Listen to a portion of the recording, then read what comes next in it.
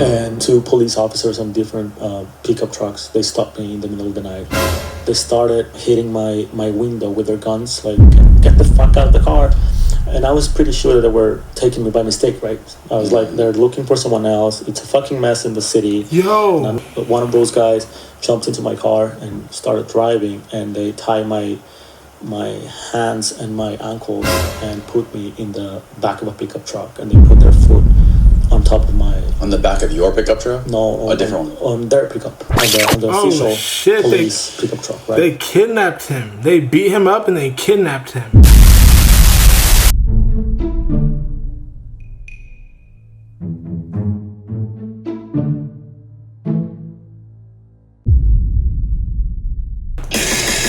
Explain the story how you got kidnapped.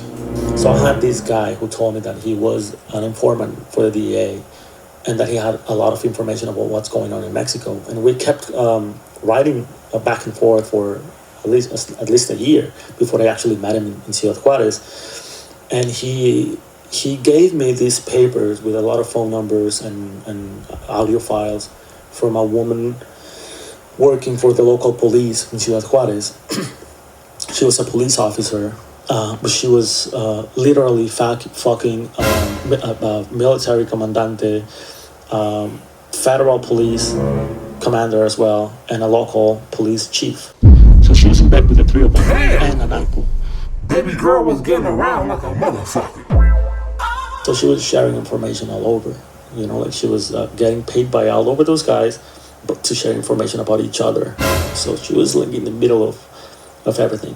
He gave me her name, her phone number, a lot of recordings he had on her and how she was operating. And of course, I pulled the fucking story, right? This is a local police woman in bed with all these people sharing information. On one of the calls that I got to listen how she's dealing information between each other. She said this and that, blah, blah. So I had the whole fucking story. It went to the cover of the newspaper on both sides, in El Paso and Ciudad Juarez. So it was a huge story. I was super happy because I was like, wow, finally my stories are making the front page, right?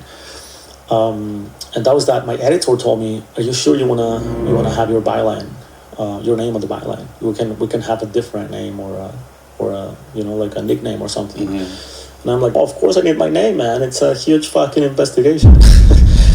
and that was my mistake. After, I don't know, 2 or 3 nights, I left my girlfriend at the time at her house, was driving back to my parents' house.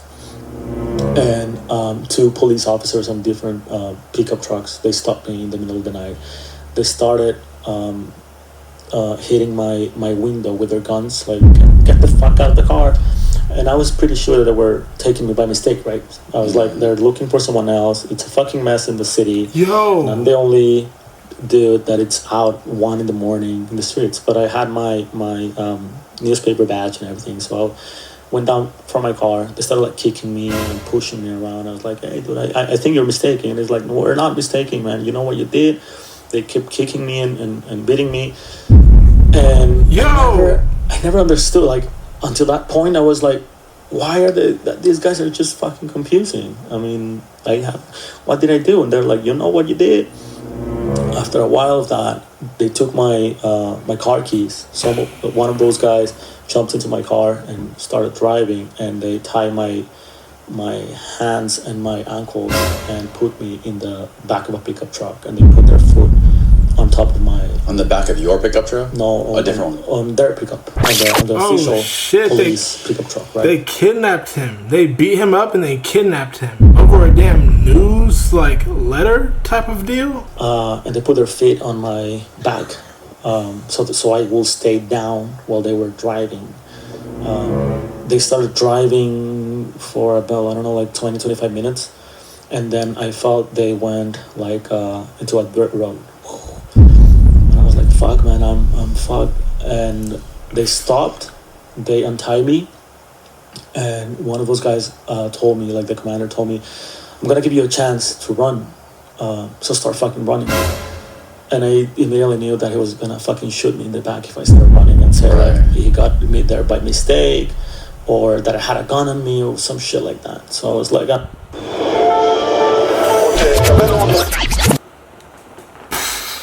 Hold on. Whoa. Like, I'm not gonna run, man. It's like, are you stupid or what? I'm giving you a fucking chance to run, and you're not taking it. And I'm like, nah, man. I know what's These guys going were on. straight up planning on executing you. Yeah, totally. Because he told me like they're gonna find you.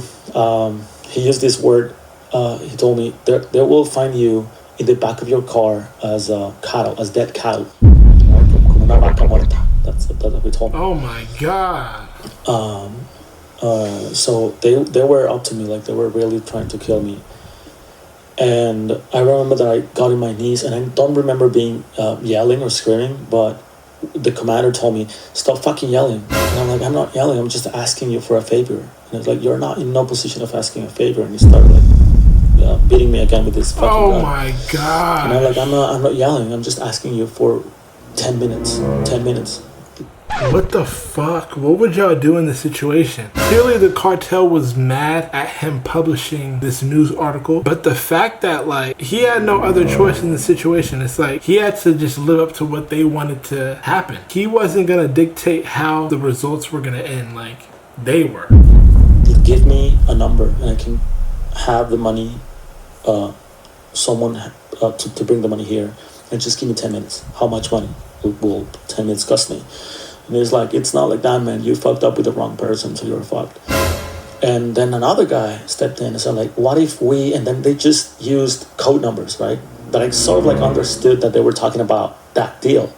That what if we get money and let him go for a few minutes, and then we go after him, and then we fucking kill him and get the kill and the money.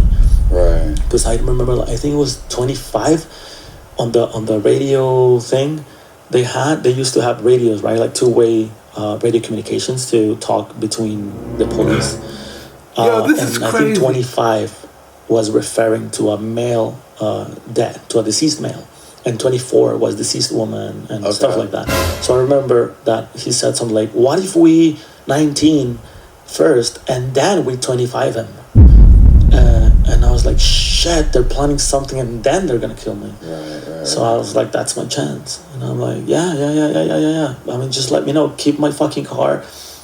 Let me know how much money you need, and just give me 10 fucking minutes. Because I knew I'm a dual citizen, right?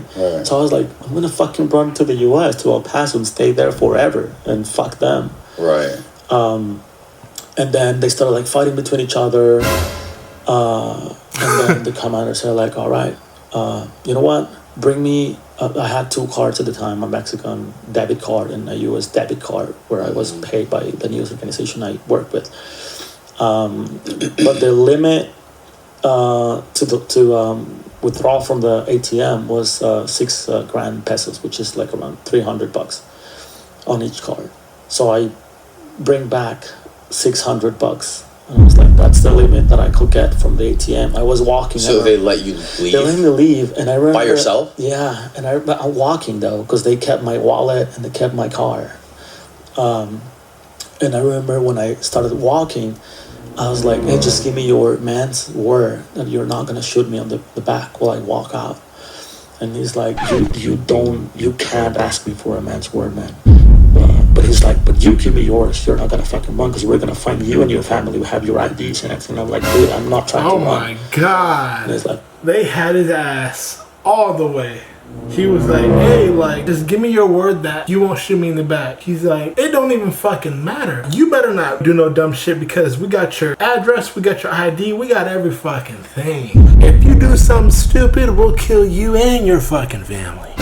So I started walking instead of running because in my head I was like, if they shoot me, it's going to look different. And my colleagues at the newspapers, they're going to investigate and they're going to know that I was not running. I was actually walking and someone shot me in the back because I was fucking sure that they were gonna fucking shoot me in the back.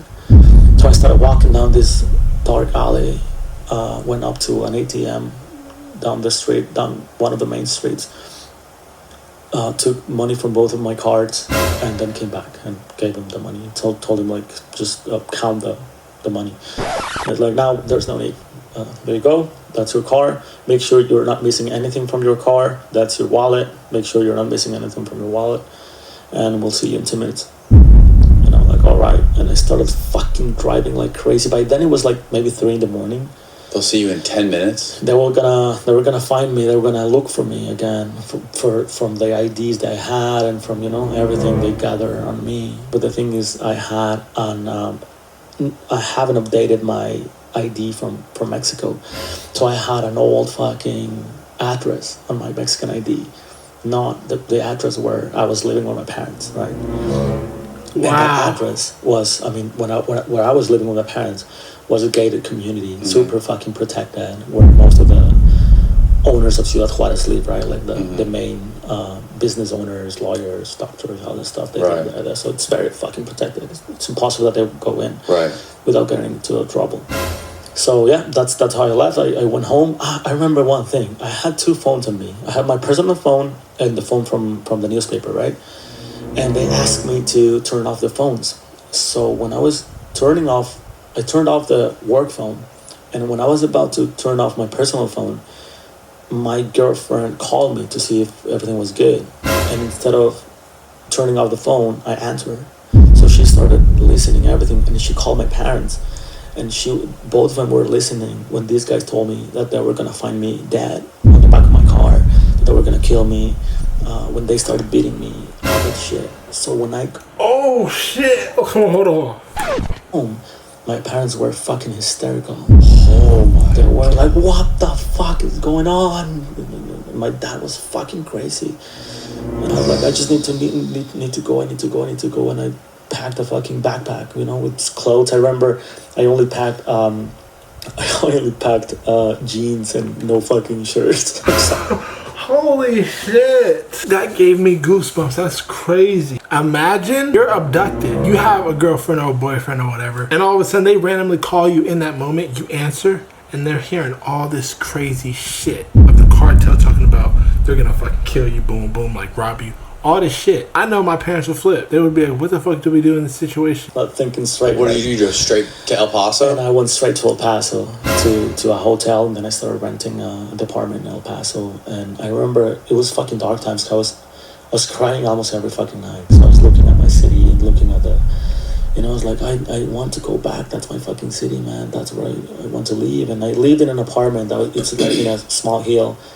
And I will look over to Ciudad Juarez, to the whole fucking city, and just thinking about how many people were being killed and what happened to me in that traumatic event and all the shit, and the fact that I couldn't just go there, and the fact that I had to change my beat of writing from security and investigation to fucking sports and cultural shit in El Paso. It was just too much. And I remember I used to drink a lot and cry a lot, like every fucking night, because I was feeling so fucking bad about that. Damn.